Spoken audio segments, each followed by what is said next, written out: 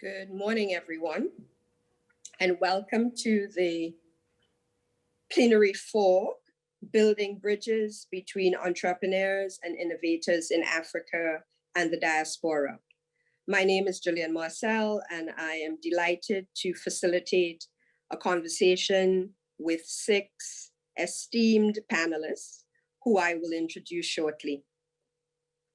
In this panel, we are hoping to consider and provide information on entrepreneurial ventures in biosciences led by Africans in the diaspora. We're coming in from 6 or 7 cities around the world. And we want to, at the end of the conversation, have sparked ideas and initiatives that can lead to effective engagement among Africans in the diaspora and on the continent in the biosciences field. We want to showcase ventures and technologies that can provide innovative solutions in biosciences, as well as discuss pathways for effective collaboration. When there are bottlenecks and frustrations identified, we as a group wish to be very careful to also put forward solutions to those bottlenecks. I am joined by a very qualified group of panelists. Myself, I lead Resilience Capital Ventures, which is a Washington, D.C. based capital advisory practice. We work in capital raising as well as advocacy, and I am an innovation scholar. And so I'm very, very pleased to welcome colleagues from many different parts of the African diaspora for this conversation. I'm going to introduce the panelists and then ask that we start off with a first segment where they focus on the things that they want to bring to this audience that can really harness our conversation about the way forward. First of all, we have Mr. Atherton Mutambwera, who is the CEO and founder of Hutano Diagnostics. It is a company that is developing diagnostic tools and a surveillance platform for diseases caused by emerging and dangerous pathogens which cause recurring epidemics in the African region. Atherton, I wonder if I could ask you to give your spotlight. Gillian, thank you so much. And thank you so much for the opportunity. So I'm from Zimbabwe, and I did my pharmacy undergraduate degree in South Africa at Nelson Mandela Metropolitan University. And then I did a master's in science, nanoscience at NMMU as well as UWC. It was a combined venture between both. And lastly, I did an MBA here at Oxford. I say all of that because it builds the background of how did we start Hutano Diagnostics. I was doing a master's in 2014, and the research that a project I was doing became trying to bridge the diagnostic gap during the Ebola outbreak. So the problem wasn't very different to the problem we have with diagnosing COVID. Essentially, you have a very infectious or dangerous pathogen in the population. How do you identify it rapidly in an affordable manner and increase access to diagnostics? So the idea was make a lateral flow device, but instead of using antibodies as the detection agents, use what are called aptamers. This is single-stranded DNA. The benefits of doing that is that you eliminate the batch-to-batch variability, which is the result of the antibodies, and you have a product with a very long shelf life, theoretically indefinite, and you don't need refrigeration. It speaks to the continent. Now, the issue was that commercialization and technical development is a team sport. So we've got Professor William James, who's a professor of virology here at Oxford, as well as Dr. Paul Abrahams, who is going to speak at this conference as well. Dr. Glenn Layton is our chairman. He's got a lot of experience in investment banking, and our founding chairman was Dr. Stuart Quinn. But the company has changed since that idea, and the company has now become a company that is developing a modular configurable platform for lateral flow device. So think of it as Legos, you know, the games? So the company makes the base Lego, which is disease agnostic. But our partner, who is the one who invented aptamer technology in 1990, supplies us with the aptamers, which is the Lego block. So you can then see how it's a modular configurable platform. It's just taking the Lego base and slotting in whatever the Lego block is. And can then diagnose the disease you want to diagnose. The benefits of the technology is that you can then make a diagnostic at a fraction of the time of what it takes to make a normal lateral flow device. You can do multiple diseases at the same time. So essentially, I've said a lot of things, but where are we now as a company? We've made the prototype, it's working. We know that Aptamers on lateral flow device work. We know that our approach for using Aptamers on lateral flow device works. We've applied for a patent for this. And we're now continuing with our research, collaborating with Cytiva. We also have a PhD candidate that's going to come in collaboration with the University of Oxford, as well as the Pirbright Institute, to apply our platform to veterinary applications. And where are we going? We're going to be fundraising, so hint, hint. And then we're also going to commercialize our platform so that we can start to make the first diagnostic in our portfolio. Thank you so much. Thank you so much for that. And moving to Pauline Colblow, who is a founder and CEO at AfriProspect. She is an innovation expert in developing and emerging economies, an impact investor, and a seasoned impact-driven team leader with over 20 years in international affairs in many different fields, but including in the philanthropy field. Her passion lies in sustainable innovation, entrepreneurship, and empowerment of youth and women. Over to you, Pauline. Thank you so much. Hello, everyone. It's really a good privilege to be here. And thanks for organizer for having me here. So basically, one of the things I wanted to add to what you said, Gillian, is I'm the founder and managing partner for Share Equity. And Share Equity is an impact investor focusing on investing in African female entrepreneurs. And the reason I set up Share Equity was because I wanted really to promote this inclusive access to capital. Because in general, we have all this discussion, but women are missing. And we keep forgetting how actually if we could include women, to a matter of fact, everyone, we can actually reach solutions that probably we have a better chance to make to the market. So in terms of what I bring to this conversation is really two things, which is what AfriProspect and Share Equity are doing. Number one is really how do we connect African entrepreneurs, innovators with global markets?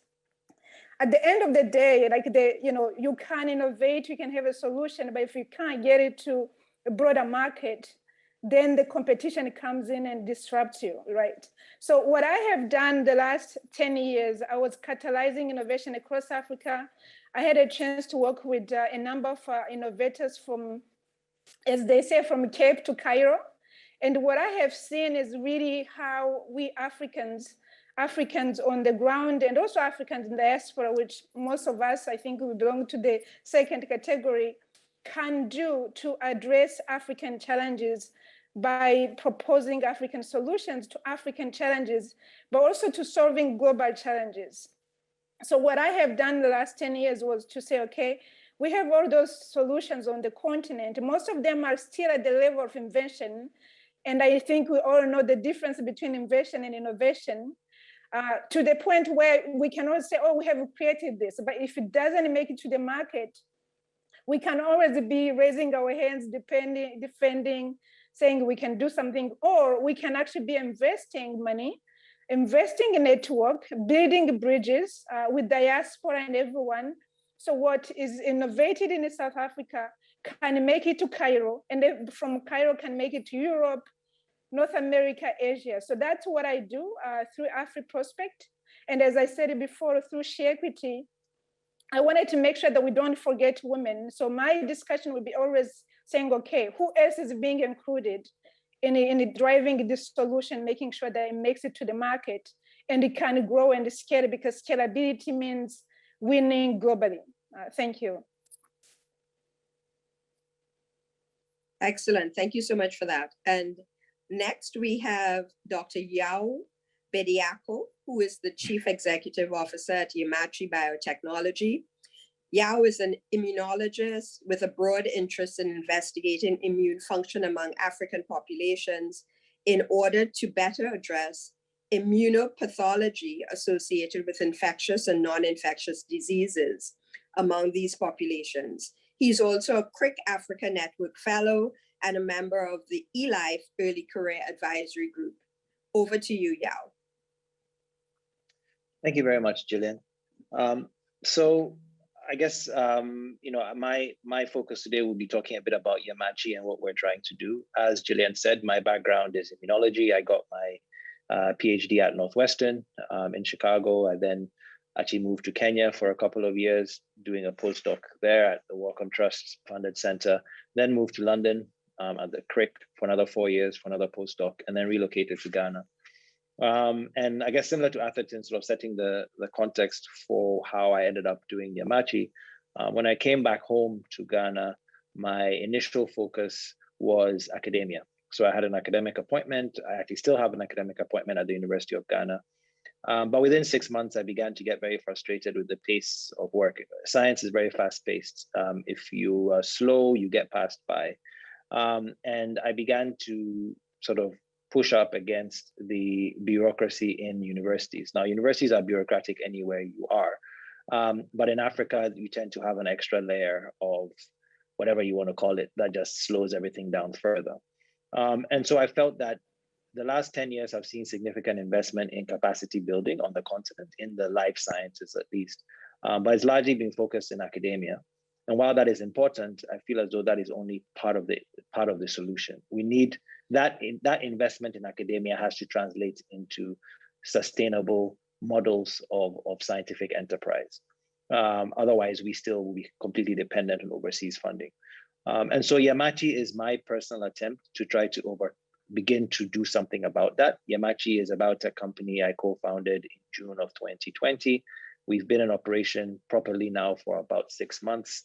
And our focus is on cancer. So, a lot of work in African research is focusing on infectious disease for good reason. However, if you look at the trajectories, infectious diseases are largely on the decline. Still lots of work to do, but they are on the decline over the last 10 years. However, non-communicable diseases like cancer are on the rise. And so Umachi seeks to address the imbalance in global genomic data as it relates to people of African descent. I see Yusuf is on this call, so I think we have similar interests there. But Umachi is primarily focused on doing something about the imbalance when it comes to cancer. Globally, only 2.4% of genomic information is from people of African descent, compared to 78% from Caucasian people. That means that most precision therapies and diagnostics for cancer are not very effective or not very optimized for people of African descent because they're just not based on data from us. So Umachi's goal is to collect samples, to work with doctors across the continent, collecting samples, sequencing those samples, generating useful data that will allow us to begin to develop new diagnostic tools and potentially new therapies to solve, or at least to begin to solve this problem. As I said, we began operation a little bit over 6 months ago. We already have 3 MOUs with biotech partners in the US and South Africa. We've actually just received regulatory approval for our first diagnostic trial, which will be in African women. And we currently have 8 projects across 3 African countries that we are getting started on. So we're quite excited by the progress we've made over the last 6 months. Looking forward to this discussion about how to, because the money is obviously in the West. So how do we get the money to where it needs to go in Africa, leveraging the diaspora? Thank you. Lots of points to pick up on. Thank you for that. And now we move to Yemi, Dr. Yemi Onakule, who is the Chief Business Officer of Selexis SA. Dr. Onakule joined Selexis in 2012 as Vice President of Strategic and Market Development. In 2019, he was promoted to Senior Vice President. He has responsibility for licensing and business development and leads a team of professionals in the Northwest and Northeast and Western regions of the United States. Under his leadership, Selexis is partnering with many companies in the US, and I'm sure that we will hear more about his work in partnership with companies and institutions across the African continent. Over to you, Yemi.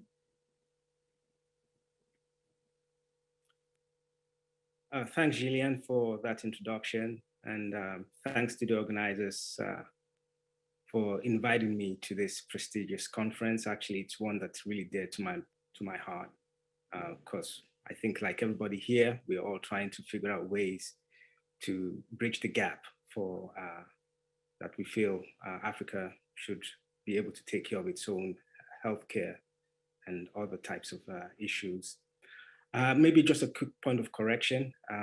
It's maybe a bit of a miscommunication with the organizers. That profile is actually really outdated. I left Selexis in March of this year. I'm currently affiliated as president of a vaccine development company called BLP Biotech, based in San Diego. And I've actually been part of that company for about 12 years on the board of directors. But considering the times that we are in, the decision was made about 2 months ago for me to take the helms of that company. Now, this company actually is developing vaccines. Our traditional focus has been against infectious diseases. So our lead candidates are in malaria and chronic hepatitis B. We have 2 candidates that are ready for the clinic. And so we're in a fundraising effort right now. The tech platform itself is based on a virus-like particle platform that's based off of the core antigen of hepatitis B. So it's one of the platforms known to really potentiate an immune response. Importantly, I describe it also as a world vaccine platform because the manufacturing process is actually very easy in E. coli. And it's also a vaccine platform that allows good stability and lyophilization of your vaccines, meaning that you don't need a cold chain, which is relevant to Africa. I'm also founder of a new company, which I founded last year in October, which it's an immunotherapy company that's involved in modulating affinities for antibodies, which will then be formatted into different types of therapies, including bispecifics and CAR-Ts. By way of background, I do come from a biomanufacturing background. So as you'd mentioned, used to be Chief Business Officer of Selexis, where I was for about 10 years. Before that, I was at Lonza, as well as Diosynth. So I really understand the biomanufacturing space. I have a very strong network there. And we've been working for many years trying to figure out ways to make this relevant into Africa. From this meeting, I'm hoping for the opportunity to network with other researchers and innovators and really get a feel for what everybody else is doing. I'm building this network, really trying to share ideas, brainstorm ways to bridge the gap. And yeah, just hoping for a very successful conference. Thank you. Thank you so much. And we're moving now to Dr. Richard Somiari, who, according to the materials that I have, but he will update us as appropriate, is the owner of ITSI Biosciences and a director of DNA and Protein Forensic Program at ITSI Biosciences. He's worked as the scientific director for the Clinical Breast Care Project and a chief operating scientific officer at Winburn Research Institute. He holds a PhD in biochemistry from Lotz University of Technology and a Master of Science in Food Science from Obafemi Awolowo University in Nigeria. Over to you, Richard. Thank you so much. Thank you so much. It's indeed a pleasure to be part of this group. And I would like to congratulate the organizers for putting together the meeting and also for assembling such a powerful team, people with significant experience. So as mentioned, my name is Richard Somiari, and I'm a Nigerian, although I've been living out of Nigeria for 28 years, first 5 years in Europe, and then the last 23 years in the US. I live in Johnstown, Pennsylvania. So I've had, so my PhD is in biochemistry and molecular biology, and master's in food science and tech, and BSc in biological sciences. So I have a lot of education in the bio area. My first 10 years in the US was doing cancer research. First at the University of Maryland at Baltimore, and then later the Wimber Research Institute, which was set up by the US Department of Defense to provide some solutions to military medicine. While at Wimber, I decided to leave, and I left in 2004 to start ITSI Biosciences. And the reason was because having lived outside Nigeria for so long, and before leaving Nigeria, I was a faculty, an assistant professor at the University of Calabar. And so the plan was to leave and come back and continue in the academic environment. But like you all know, the longer you stay out, the more difficult it is to come back and integrate. So I'd like to talk about that a little bit more subsequently. But I started ITSI because it's Integrated Tech and Services International. Because while at Wimber, budget wasn't my problem. I had Africa as my focus, and I went on several trade missions to Africa with the US Department of Commerce. And I realized that there are a lot of solutions, potential solutions in Africa, and a lot of very brilliant people who are doing fantastic work outside Africa. But how to translate this back into useful solutions that can solve problems we have now was always a problem. At that time, my research focused on 10, 15 years ahead, 5 solutions, vaccines, and a lot of innovation. The money wasn't the problem, the environment was right, but how do we translate this? That was the problem. So Integrated Tech and Services, we are really interested, finally focused on applying existing technologies to provide solutions now or soon. Because I realized that in spite of available literature, potential and all that, there are problems existing today that we should solve. So we did 2 things with ITSI. We decided to look for ways to work with local institutions. Nigeria has been my focus, although we have a project in Ghana also. We came in and established some partnership with the military because my background in the US was working for the US military, so it was easy to establish that bridge. We're talking about bridge now. So we established that in 2008, and we've been running that program successfully. As a result of that success, we also established a bridge with the Lagos State government and have been running a program for the Lagos State government in the area of forensics since 2016. So I think we have a lot to talk about. And I also started another company in 2013, General Enzyme Diagnostics, all trying to apply methods, existing methods to solve immediate problems. So for this plenary, I want to focus on those things we are doing to solve problems now. Because there are a lot of people here still that will be talking about areas for the future. But I would like to talk about what we are currently doing, how we've managed to transfer and actualize some of these dreams, especially in Nigeria. Thank you very much. Thank you so much. And last but certainly not least, we have Yusuf Henriquez, who is a founder and CEO of Indigenous, which is a genomics company creating the world's largest blockchain encrypted repository of indigenous and diasporic African clinical data for disease prevention and detection. And he's also interested in drug discovery and development, clinical disease management, and applying those things to precision health equity. Over to you, Yusuf. Thank you. Appreciate the introduction. Again, Yusuf Henriquez, born and raised in Kingston, Jamaica. So I'm an islander. Dad named me some powerful names. So my first name is Yusuf, middle name Nkrumah, after Kwame Nkrumah. So while I'm not a native of the Africa continent, I felt like my whole bloodline and what I've done up to this point in my career has led me to, moved me to be more engaged in the Africa diaspora and helping the continent gain independence, so we don't have only 1% to 2% of the entire Africa continent waiting on vaccine. So as mentioned, I have Indigenous, which is a genomics mobile digital health platform. We're pretty much changing the way that medicine, the future of medicine is going to be carried out. And 8-9 years ago, I believe that next-gen sequencing technology would help drive that and create an even playing field. And so during the George Floyd and health disparities that started to pop up here in America. I started seeing the same health disparities that affect African Americans here in the US and Caribbean and Latinx.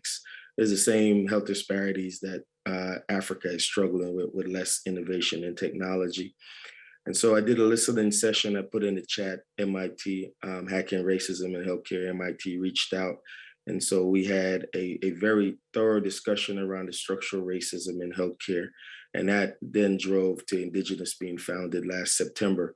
So we're coming up on the anniversary of the first hackathon that was created around structural racism in healthcare. And my section of that area was lack of diversity in clinical trial. I worked at FDA, my background, biochemistry undergrad from Howard University and Johns Hopkins Public Health.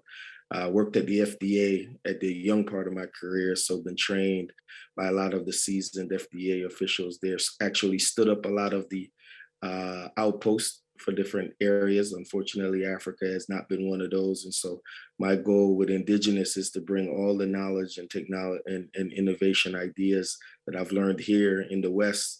My first company, I developed a blood test for PTSD for the military.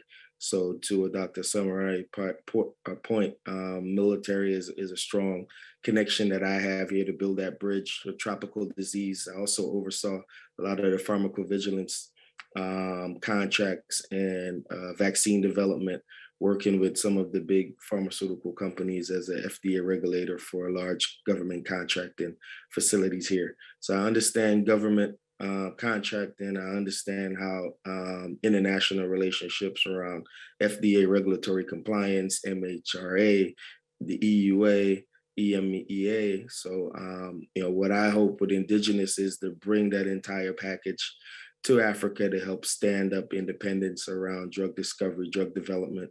My last partnership, we just partnered with another Howard colleague of mine that has a CDMO, which is the biologics drug manufacturing.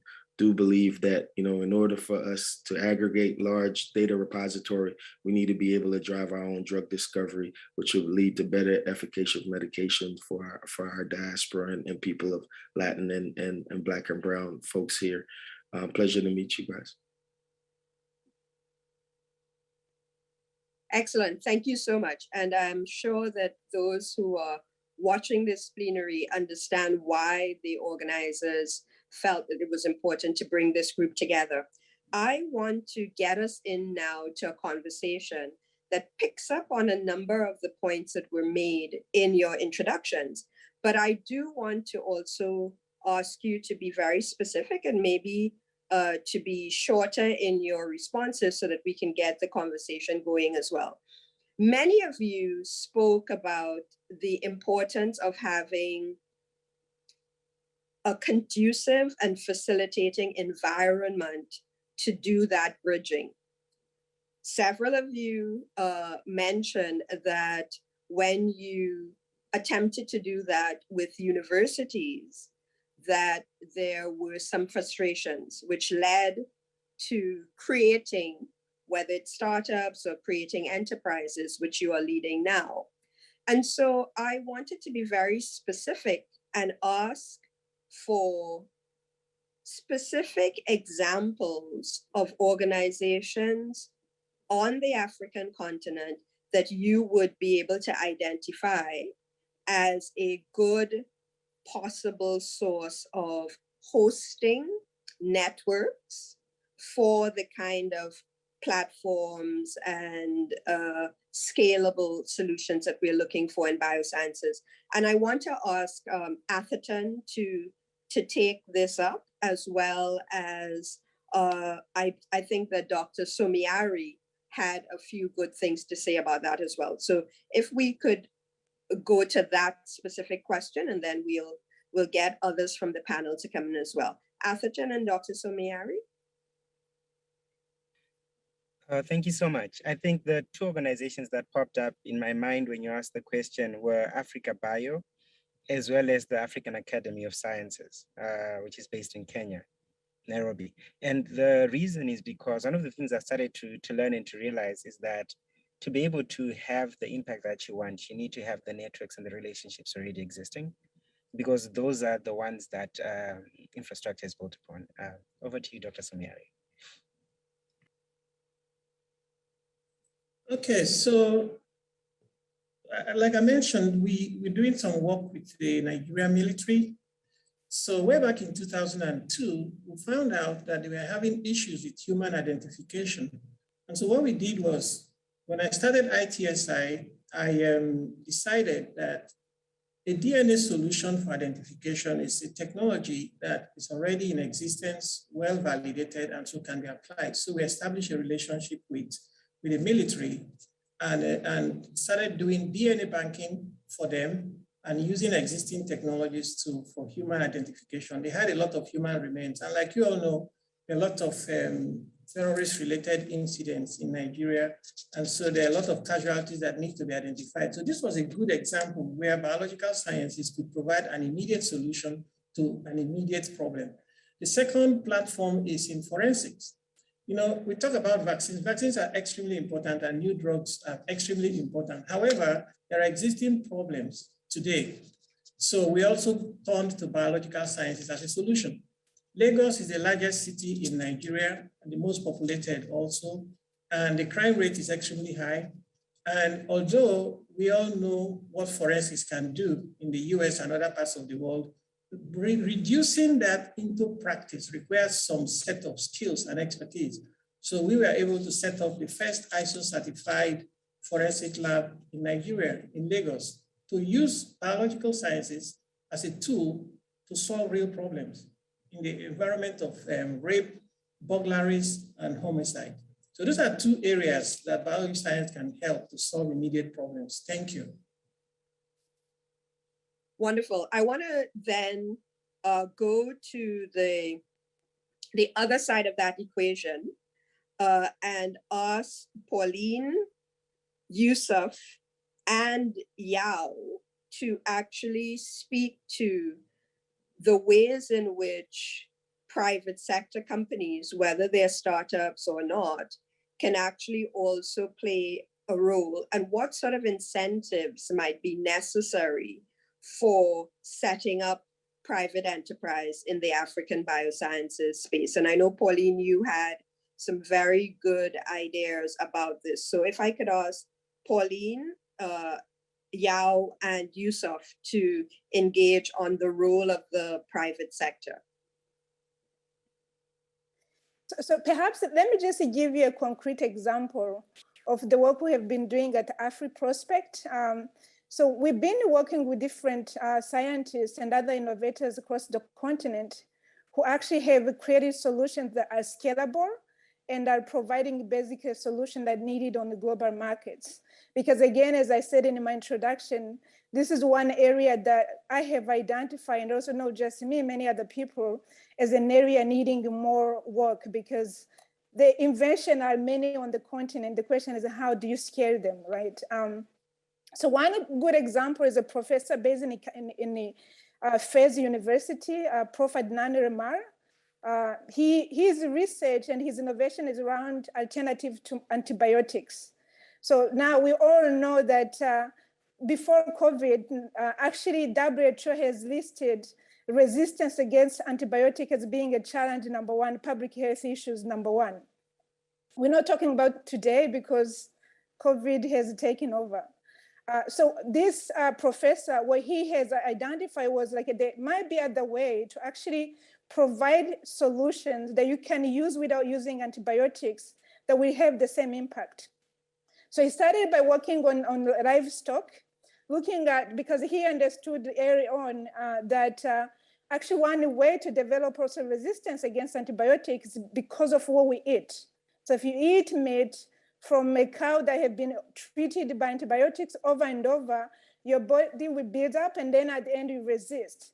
And he actually was surprised because he was doing research on working with the farmers in a remote area in Morocco, that people who have never been to hospital, never been sick, never taken antibiotics, and turned out actually they were showing like those resistant bugs in their body.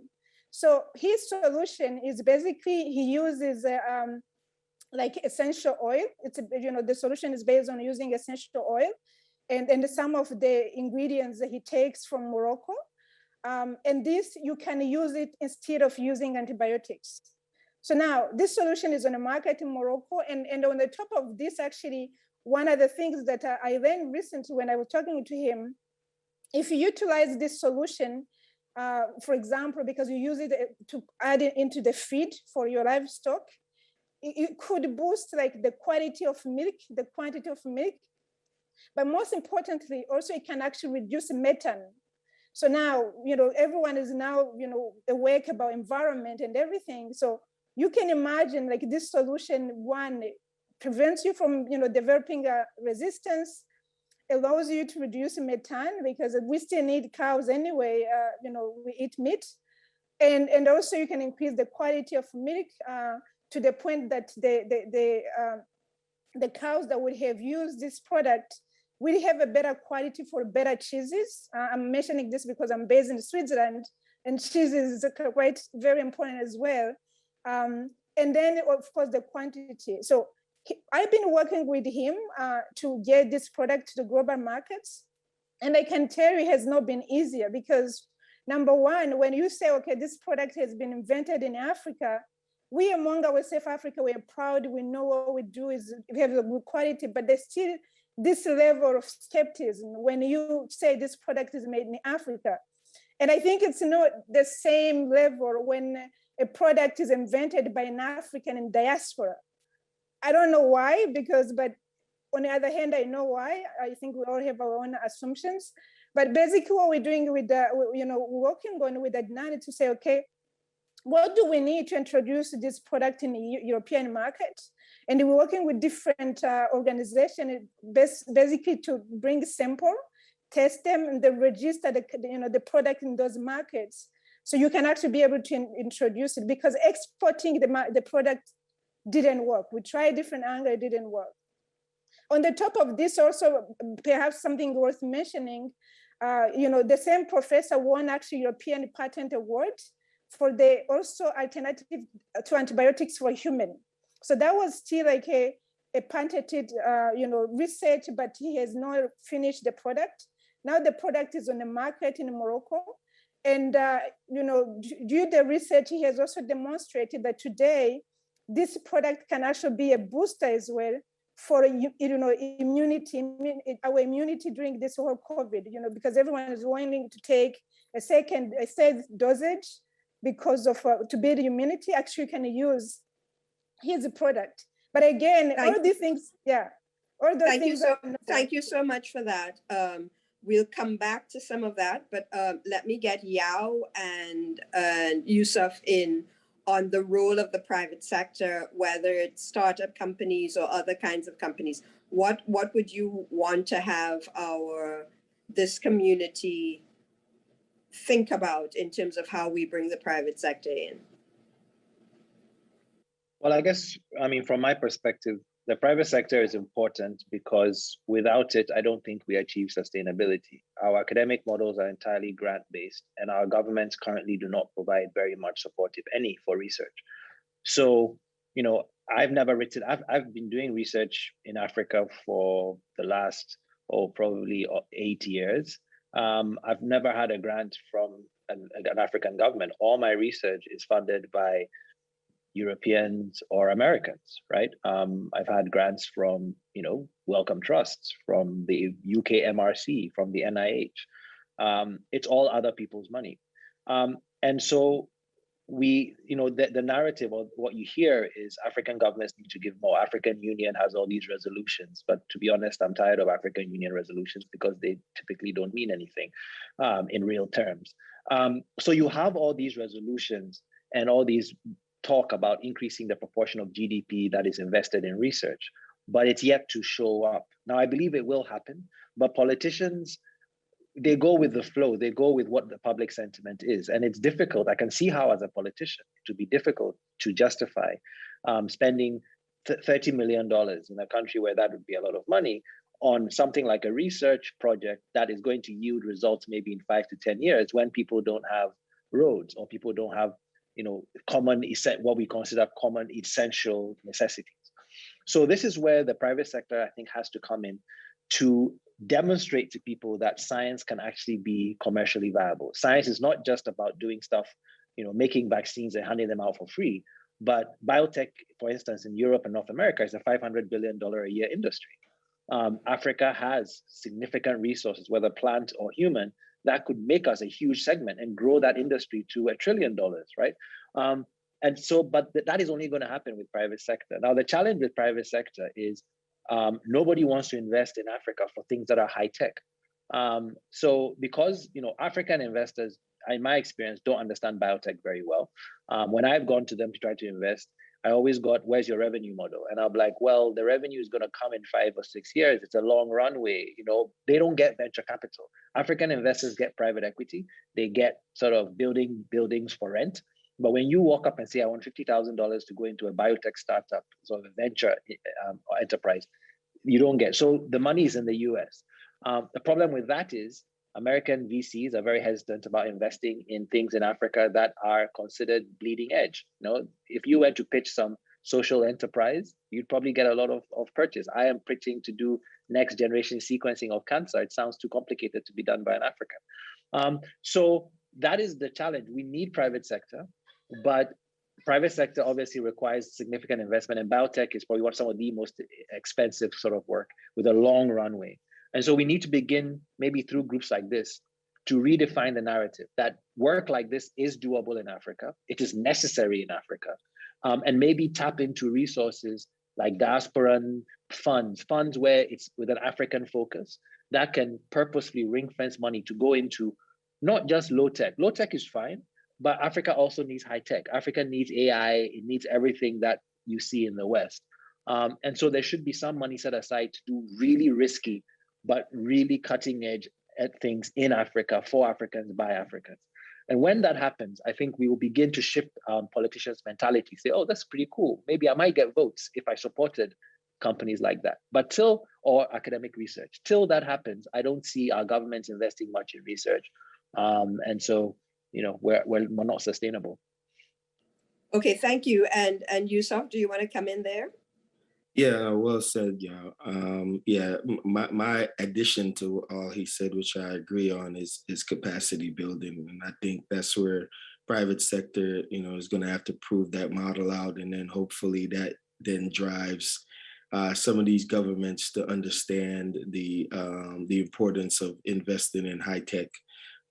Same sentiment, again, when you start to raise money, when you want to build a capacity. Right now, there's only about 3 to 4 sequencing machine on the entire continent to do what Yao just mentioned. That's unacceptable. A whole continent, there's only about 3 machines that could do whole genome sequence right now, which proves and is now showing to be valuable in the future to come. I chose Africa to go back to because, one, what Yao mentioned, the lack of innovation that's there, but it's also the more purest, where we could actually build something where Africa will be the future of precision medicine. That's just simple, but it needs that investment and that education to the governments that's at bay right now in order to drive, funding towards there. Because again, the US and Europe have been used to handing things to Africa, right? And Africa waiting for innovation to come to them, whether it's through manufacturing or medication. And now you're starting to see that play out where we had a global pandemic, and the ones that are not able to do manufacturing are the ones that's waiting with the entire continent not being vaccinated or have drug products when these borders shut down. So I think the timing is right now, to educate the governments there on how important precision medicine is and to the sustainability. And then, moving into high tech. I worked at FDA. I know a lot of the equipment that are on the continent are probably version 1 or 2 of version 10. And so we need to start, increasing that capacity and the ability for Africa in order to do their own sequencing that'll lead to their own drug manufacturing, and potentially that will be able to be sustainable over the next couple of years. But I have to agree with Yao. My goal is to bring the ability that I had to raise money here in the West to build in Africa. But the number one pain point is the minute you said you want to build capacity there, we have a lot of hard time raising money, because that's just not a model that investors have always invested in Africa, and building the economic structure there and building the talent on the continent. And that will then spur a lot of more innovation, I believe. So before I bring in Dr. Onakunle, maybe I can just offer some words of advice. When you're approaching global capital markets, it's important to remember that you know more than them. And I say that because the very people who I worked to persuade to invest in African telecoms also used to tell me about the GDP per capita level of Nigeria 20 years ago when I worked for JP Morgan, bringing Telecom South Africa and MTN to global capital markets. There was resistance. Those people have lost a lot of opportunity. The people who listened made a lot of money. So one of the things that we also have to be aware of when doing this work, when being ahead of capital markets, is that blind spots and bottlenecks exist. They're not in our imagination. The reason that money is not flowing into the things that are actually happening now or that will happen in the future, the reason that you don't have sort of, $20 million going into putting in genome sequencing machines is because of blind spots. But we have to be clear about the commercial and also the social impact of the things that we are bringing to capital markets and stand our ground, because in 5 years, they may come around, or it may be quicker because of the talent involved in bringing those projects to market. I wanted to ask Dr. Onakunle to actually speak specifically to why he made the pivot into vaccine manufacturing at this point. I imagine it's obvious, but what has been your experience, and what can you share with our group about the kinds of networks, the ways that you're going about putting together teams, the kinds of engagement that you're having with the finance world that might be useful for the group to hear and the folks who are listening to the plenary? Yeah, thanks for that question. So maybe I'll just take a step back and firstly just talk about private enterprise investing in Africa, because a lot of those points that have been raised actually are very relevant also to the efforts that we are trying to achieve, which is to develop vaccines that can be applicable in Africa. I think a couple of things we have to remember. Firstly, Africa is a multi-country continent. We have 54 countries. We have 1.3 billion people. That's a huge market. We also have agendas going forward where we're thinking of how we integrate and have a free trade area, the Agenda 2063. So I really subscribe to your point, Gillian, which is we have to take out the blind spots. This is a huge continent. We have a lot of potential, even as a market. However, the points that have been raised already, talking about governments and not recognizing and not seeing, as well as private enterprise not wanting to invest. Certainly, I think African governments have to take a stronger role in this, because they have to, and private equity and private investors in Africa have to also understand that the saying, if it doesn't make money, it doesn't make sense, does not apply in Africa. It's always going to make sense. Even if it doesn't make money, we have to keep that in mind. Because firstly, we see today what happened during the COVID pandemic. We are still the last to be vaccinated. And the reason for that is we don't have any manufacturers. Actually, we rely on the West to vaccinate us. We have to keep in mind the landscape of investment, of research for biotech, biosciences, it's many years. But you don't start when you have a problem, you have to start in anticipation of a problem, which means that we have to start investing now to build the capacity, infrastructure, the ecosystem that can allow for our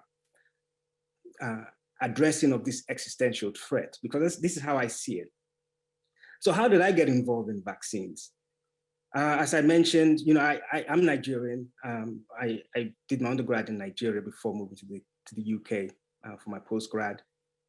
And I've been fortunate to really come through the ranks of early biotech discoveries back in '96, and going through that into the business side, really seeing how things are being done. And when I had the opportunity to move to the US, just out of serendipity, connected with a research institute that was developing vaccines in 2009. And at that point, because I've always thought that we have to look at biotech differently in Africa. We have to ask ourselves, do we want to be innovators at the cutting edge to repeat what's being done in the West? Do we want to be more targeted and figure out how we bridge gaps between what's being done in the West and how we can implement it in Africa that allows us to mitigate some of the risk associated with development? So this is how I joined this company as a board member back in 2011. And we actually were quite successful in raising government funding in the US to develop vaccines for non-interesting areas like malaria. But when it came to talking to private investors, no one was interested in malaria, interestingly enough. Yet it's one of the largest killers in Africa. So what I've seen now with the pandemic is there's definitely a pivot now. People start to understand the role that vaccines play. And we have quite a number of vaccines that have been approved for the current pandemic. The issue is they're not for Africa. Because firstly, you cannot, for the cold chain needed alone to get these vaccines moved to different countries, you start to realize manufacturing costs, there's just no incentive to a Pfizer or Moderna to want to build that supply chain and figure out how to distribute these technologies all over Africa. We have to grow it ourselves. And my interest was, okay, we have a platform here that can, again, be as effective as some of our malaria vaccine right now is in head-to-head comparisons with GSK, and it's going to be run by the US government. So it's a valid platform. It's just we haven't had the eyes on it from an investor standpoint as what we should have had. But I think now sentiments are changing, and we're starting to realize that we have to think about things in a more targeted way for Africa. So I'll leave it there because I'm kind of conscious of time, but very happy to answer additional questions on our vaccine efforts. Okay, thank you so much for that.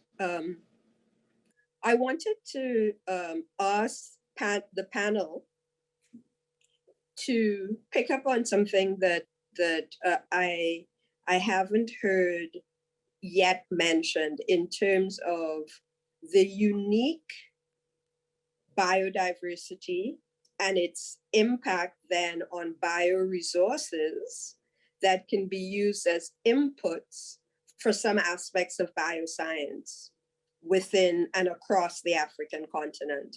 Because yes, we do have 54 countries, 55 if you include Western Sahara, and therefore there is a range of biodiversity and a range of opportunities for bioprospecting and for all sorts of inputs. Does anyone want to speak to the ways in which your initiatives or initiatives that you know about might be using that biodiversity in interesting and novel ways? Well, I can start. I mean, Umachi is founded. Whenever I pitch Umachi, my second or third slide is that Africa is the most genetically diverse continent population. So, I mean, our biodiversity is in two types. We have biodiversity, obviously, in our plants and other organisms that I think hold solutions probably to many problems. But when you think just in human genetic terms, Africa is the cradle of life, right? Africa is modern humans are thought to have evolved somewhere out of East Africa. And so the genetic diversity between two Nigerians or between a Ghanaian and Nigerian is so much greater than the genetic diversity between two Europeans, right? And because of that, if you want to understand human evolutionary history, if you want to understand how genes are linked to disease, the best population to actually do it, not just for people of African descent, but for anybody, is on the continent. And yet, as I said when I started, only 2% of the information we have on the human genome is from people of African descent. 78% is from Caucasian people. So I tend to joke with people that the human genome that we talk about, the reference genome that is used in research, is the Caucasian genome. It's not the human genome because it just is not representative. And so if you want to study human genetics, Africa is the place to go. 1.3 billion people, each of which is probably very, very different from each other compared to rather homogeneous populations you have elsewhere. And as you said, linguistically, I mean, culturally, all the diversity we have. So at Umachi, we are trying to leverage this resource, that is the African genome, in saying that if you want to produce the next generation of cancer diagnostic tests or cancer therapeutics, you want to be able to stamp on your label that this will work regardless of ethnicity. In other words, it's ethnicity agnostic. Currently, none of the tests in the US can do that. In fact, some of them have to say, if you're not white, we're not quite sure how well this will work because we don't have, I mean, they literally have to put it on the label that it's really only verified for Caucasian people. Now that's a huge issue, especially now in the current climate that you have. So if you could try to collect all the ethnic minorities in the US and try to include them in your trials, but if you want Black data, why not go to the source where Black people came from, which is the continent? So I think that is a resource that we need to tap into. But what you mentioned, just before I close up, I'll say, you talk about bioprospecting. What on the other hand, what Africans have to be really careful about is we don't get exploited like we've been exploited in our whole history, right? From slavery, where they took human beings away, to all the natural mineral resources that keep getting looted from the continent. We have to recognize that if we have a resource and we don't develop it ourselves, it will be taken as a raw material, value will be added elsewhere, and then they'll come back and sell us diagnostics or sell us finished products. I live in Ghana, I'm Ghanaian. We sell raw cocoa beans and import chocolate. It's crazy, right? We have to, as scientists, develop capacity, as Yusuf said, not just to market that our genomes are really useful, but to do the research ourselves. And at that point, when we license data, I mean, Yamin probably knows this better than me. When you license data or you license a biomarker or you develop a diagnostic, that is where the real revenue is. If you just sell a tube of blood with somebody's DNA, it's gone forever. You sell it for a few bucks, it's gone.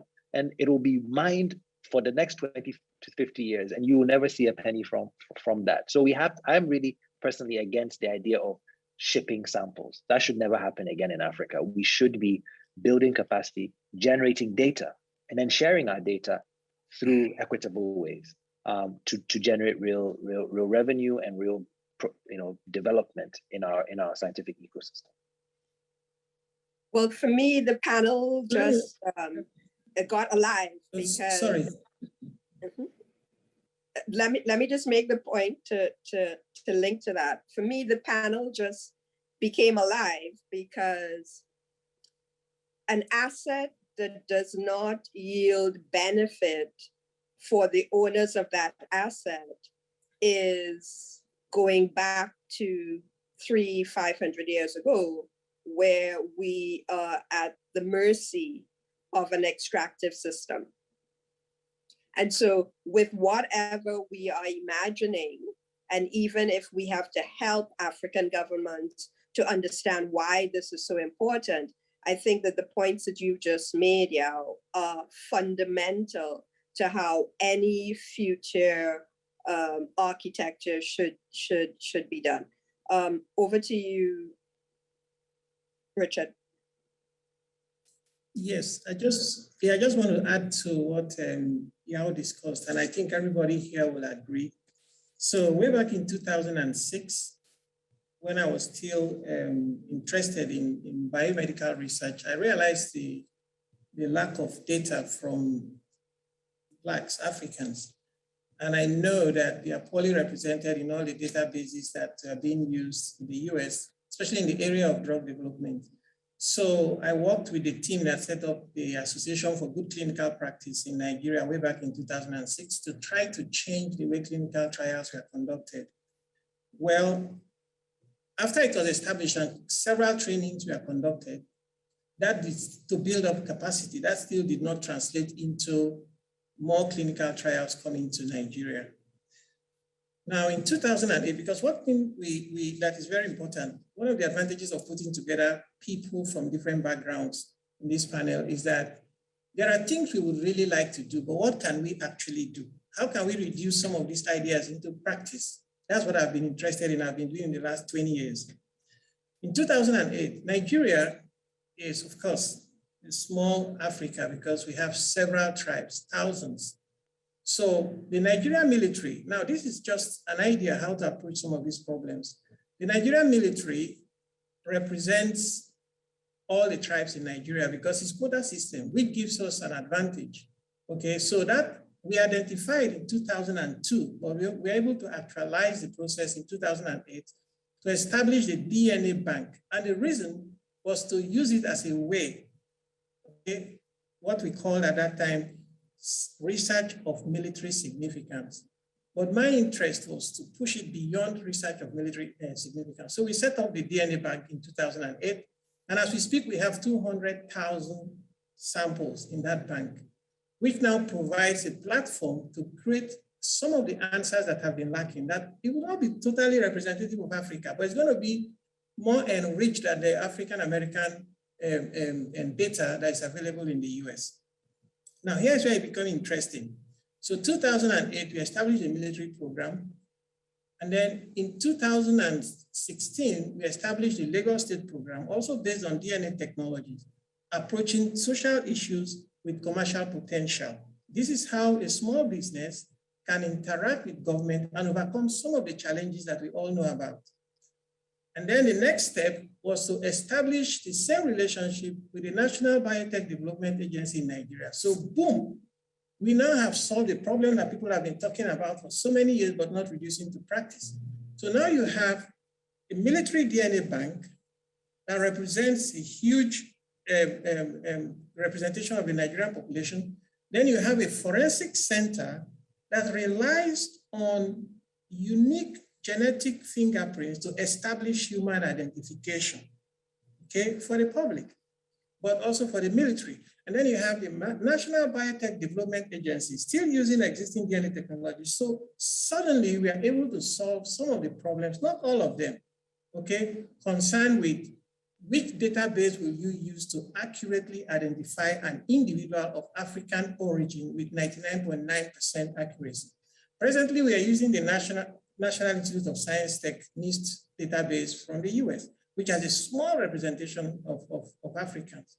But for the first time, we've now generated our own population frequency data that is presently representative of Nigeria, but with the hope of expanding to Africa. So the genetic diversity is huge. The potentials are huge. One of the things the diaspora is going to do is to figure out how to overcome these challenges. And that's where the bridge becomes important, because those of us out there, we are privileged, okay, where things work. But when you bring that solution to Africa, it often fails. I'll say two things and then I'll stop. The military program involved us taking 15 military personnel to the US and keeping them for 8 months to train them, with the expectation that when they come back, they're going to run the program. They came back in 2009, didn't work. So for the Lagos project, we flipped that model over. Rather than taking people out to go and train in an ideal environment, we brought the trainers to Lagos for 2 years. And so they were better able to put these high-tech solutions into immediate practice. So that's important. That's the power of the diaspora, and being sensitive and listening to the environment. The ways and means of doing things will be different between the host country and the origin country. And that's what we need to take into consideration. Thank you very much. Thank you, Dr. Somiari. Those are some very important points about capacity building. I'm hearing someone wanting to come in also on this issue. This is Yemi. Yes, thank you. Actually, Dr. Somiari, I really appreciate, and as well as your comments on this, because you're right. We have a lot of diversity in Africa. I think what we don't have is the right mindset. I think some of the points that Dr. Somiari highlighted just now are very key. We have to educate. We have to really take charge of educating within the African continent the value of our raw resources. Because the challenge for us is we have always had a mindset of taking things in their raw form and exporting them only to buy them back at a premium. And I think that's what we need to address. I really like the comments made about how we sent people abroad, brought them back, but they weren't able to implement things in the vision that was had. But once you bring people, once you have, I guess, a gateway to allow individuals from the diaspora to come in and really be invested in the success of what they're trying to educate people, that you start to see a bit more progress. I also want to mention, because I actually worked in my earlier career as a scientist, looking at biodiversity amongst fungi and secondary metabolites. And back in '96, this was one of the hottest fields.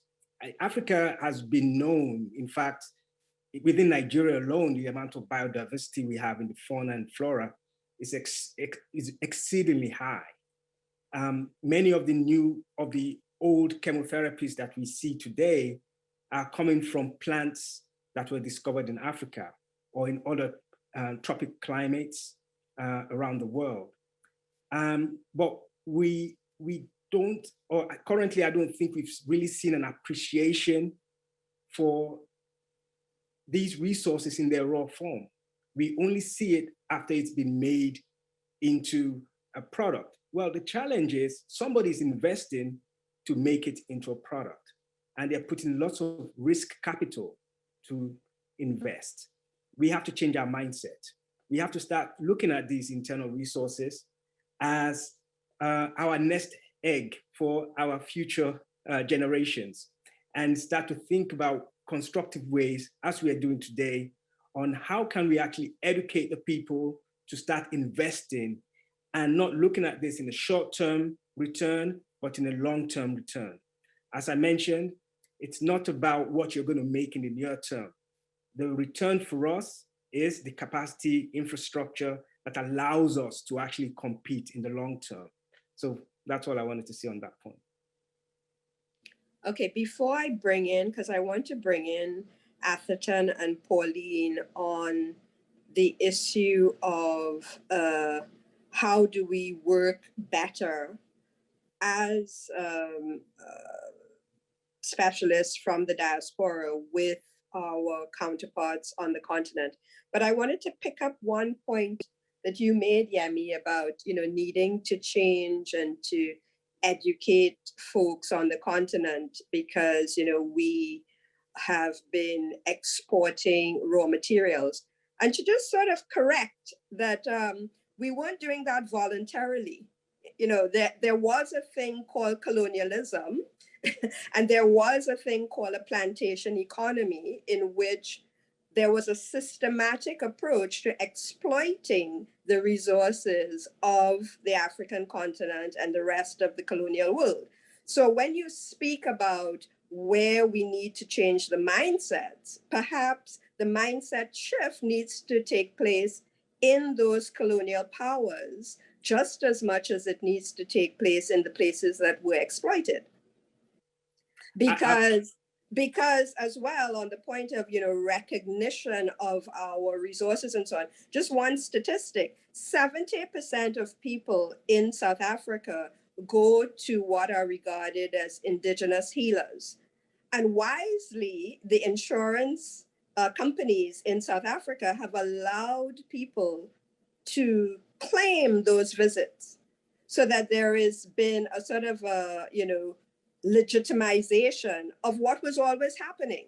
So I think we need to be careful about sort of castigating African practice, because we're talking about what happens with the elite in Africa, whereas the masses in the African population have definitely always appreciated those bioresources and the ways of knowing and seeing and so on. So I wanted to make sure that I didn't leave that as that we have to educate, because I think it's important to establish who we have to educate. But Atherton and Pauline, I don't know if you wanted to come in on the question of how do we actually make for effective engagement between the Africans in the diaspora and our continental counterparts. Thank you so much. The first thought that comes to mind is what you said regarding blind spots. There are a lot of blind spots that reduce the attraction for investment, as well as working with the continent. When we are doing the work that we do and we're developing diagnostics for the African continent, the first question is, love the idea, but Atherton, who's going to pay for this? What does the reimbursement system look like? And then there's also that other challenge where you're paying customer and the customer who uses the diagnostic are very different.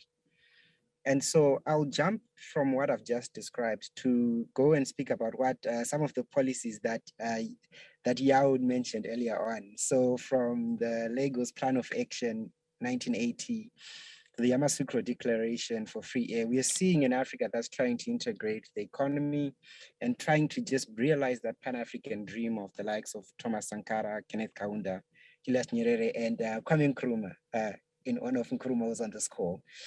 Now, what I'm trying to get to is that we finally arrived at the Africa Free Trade Agreement, and something very special happened as a result of COVID, which shifted this from being a conversation around how do you open up the African market to being something that's actually implemented. And what came to mind is the Africa CDC's response to the COVID pandemic and the establishment of, through Strive Masiwa and the Africa CDC, the Africa Export-Import Bank, United Nations Economic Commission for Africa, and the governments of China, Canada, France, as well as the Baobab Circle, and a couple of and a lot of other individuals. Essentially, what I'm talking about was that there was the conversation around how does Africa source PPE, and the conversation is trying to go into diagnostics as well as the vaccines in the establishment of the Africa Medical Supplies Platform. Now, why I'm speaking about this is because one of the challenges is who buys this, how big is the market? The market has the potential to be big, but it's currently segmented by geographical regions and not by customer segments. Now, the challenge is, the question the question that you asked me is, how can we work together? And a lot of my thinking has been around how maybe we need to follow the Africa CDC's work and expand this past COVID, so that we can have an integration of the markets, which speaks to the different policies that have been written in the past, so that we are able to then have that volume aggregation that we need, and which then can also speak to payment facilitation and inclusion of other partners. But those are some of the thoughts that I have. Excellent, thank you for that. Pauline? Just to add to what has been said, I think one of the key area that the diaspora can, support is also the area of de-risking those solutions made on the continent. Because when it comes to investing, it's really hard to get the first investor. So imagine if this group was to say, okay, let's put together a seed capital fund that basically provide the first 50K, 100K, 200K, that goes into really that prototyping, benchmarking. And a lot of people in the diaspora, in general, they would have access to disposable income, whether it's their own money, it might be friends of their friends.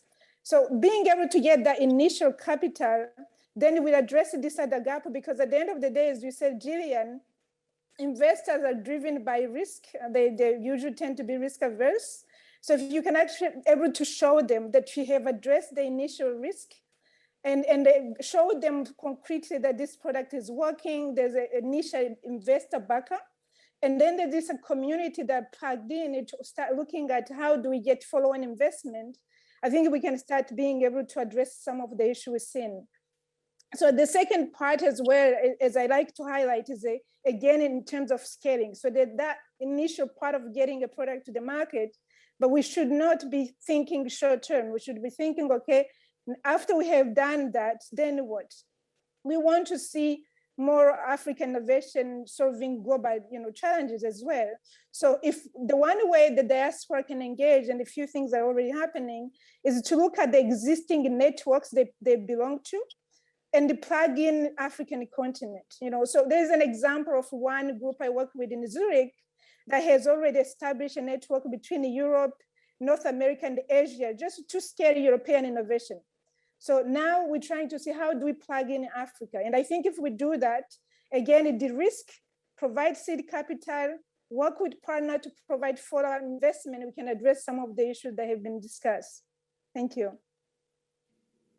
Pauline, I think that's brilliant. That's a brilliant suggestion, also because it starts to get into practical solutions, not practical meaning small, but practical meaning that we're demonstrating that we have our vision on the right here and also on the future. Because of course, remittances from the so-called ordinary Africans in the diaspora are more than overseas development aid. And the individuals who are remitting funds don't have to have a conference in Switzerland or in New York or anywhere else to know that their hard-earned money can actually be put to good use back home, so to speak. And so I think that there is a lot for us to learn.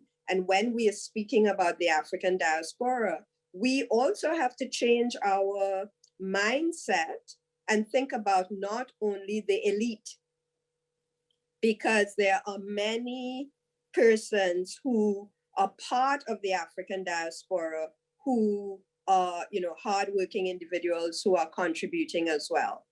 So now I think we have, I'm not sure, I wonder if the organizers can let me know if we're taking any questions, if any questions have come in from the chat. I'm not seeing any, I think all of the comments on the chat have come in from the panelists themselves. So we have. I just wanted to add one small point just before you moved on to the next thing.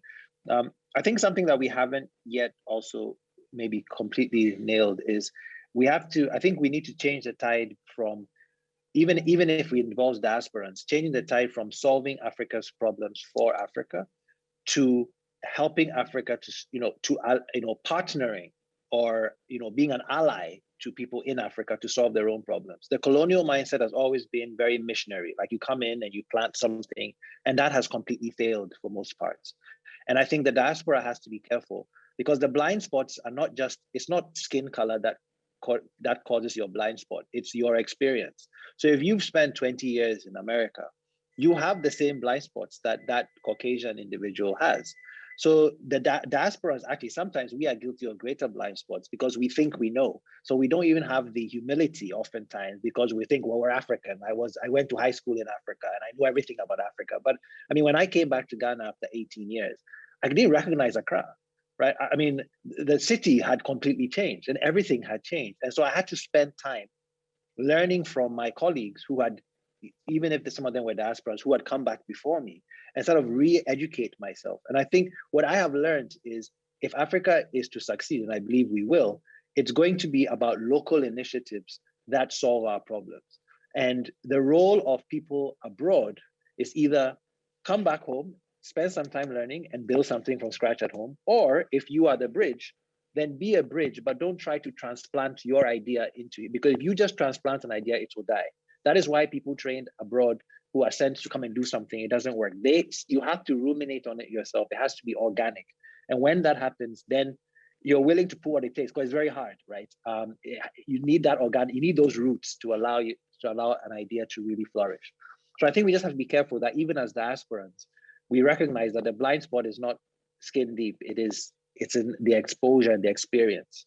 And we have to be very careful that we listen to those who are here before us and look to partner as opposed to dictate. I'm so glad that you made that intervention, because it's absolutely spot on. And there are also some ways in which we, I'm judging from, some of the folks on this panel, there are also some generational issues, because the young people in tech, there are many unicorns, firms that are valued at $1 billion and more that are operating out of the continent of Africa. And they have very little patience for people who migrated and are coming back to tell them what to do. They have absolutely no tolerance for that sort of old-fashioned approach to offering and being of service. So thank you very, very much for that contribution. We have 5 minutes left, and what I wanted to do is to ask each of the panelists to give your key takeaway, your call to action, and I'm just going to go in the order in which we started off. And so, Atherton, if I can ask you in 30 seconds or less to give your key takeaway and call to action so that we can get through all of your colleagues, starting with Atherton. Thank you. Thank you so much. I think for me, it's about a dream around combining the efforts of the Africa CDC, the efforts of Africa Bio, and the work, say, African Development Bank is doing to clear the blind spot with the market, so that it makes it easier for us to do the other piece of the work, which is raise the funding, develop the technology, if the market becomes a bit more integrated. Excellent. Pauline? For me, it's really around engaging with the diaspora around the capacity building, and also mobilizing capital, where we can really find ideas from lab to markets. And essentially, at the end of the day, also be able to communicate. I think this is one thing we didn't really mention much, but the branding of what's made in Africa product should be highlighted, because if we do that, then eventually people will pay attention and we will counter the negative coverage that we see. That unfortunately, that's what most of the investors and the foreign people tend to see. Thank you. Yao? Okay, I mean, mine is, I think, just it's time to stop talking and start doing. And I think this applies to both diaspora and on the continent. As Africans, wherever we live, our task is to redefine how our continent is viewed. And that is going to require us, what Paul Farmer calls overcoming failures of imagination. So let's aim for the highest fruits. Let's pick up the low-hanging fruits as we go up, but let's not make the low-hanging fruits the target. Let's target the high-hanging fruits and really redefine what the continent is, because, it's there. We have to redefine it, though. Thank you so much. And Yemi? Yeah, for me, it's been really good to have this type of forum and really understand the complexity of the challenge that we have. I definitely agree that taking small steps, low-hanging fruits, these are the ways to go. And I really appreciate the forum, because it's good to have like-minded people. You can all share ideas and learn from your blind spots and figure out ways to go forward. So it's been good. Richard? Thank you so much. I've really enjoyed this dialogue. And what I'd like to say is, we're talking about diaspora and then a bridge. Bridge will allow flow in two directions. So it's not just about the diaspora coming in to try to find solutions. There has to be an incentive. Okay, so as a small business owner, I'm very interested in doing things in Africa. However, I make it very clear that I expect to be paid for it, because oftentimes what comes free is not valued. So my takeaway is that go for the moon, but be prepared to land somewhere. I always tell people that I have my gun cocked, I'm looking for the elephant, but occasionally I might have to shoot some of the antelopes on the way. Many people don't share that idea, but I think this was a fantastic group. I'm privileged to be part of it. And I will encourage people to establish that bridge. That bridge is critical, but don't expect it to be a one-way traffic. There has to be an incentive to bring the diasporan home to help solve problems, and also look for solutions to problems of today. Thank you. Thank you so much. And Yusuf? Yeah, I think the takeaway here is that I need the panelists and folks that are watching this is Africa is the future of precision medicine.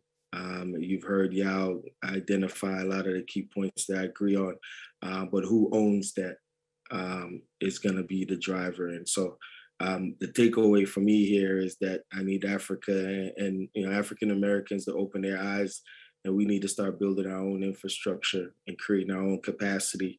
And I think, no longer waiting for things, sitting at another table. We need to create our own table, create our own investment vehicles that could fund the things that are more prominent and affects our community.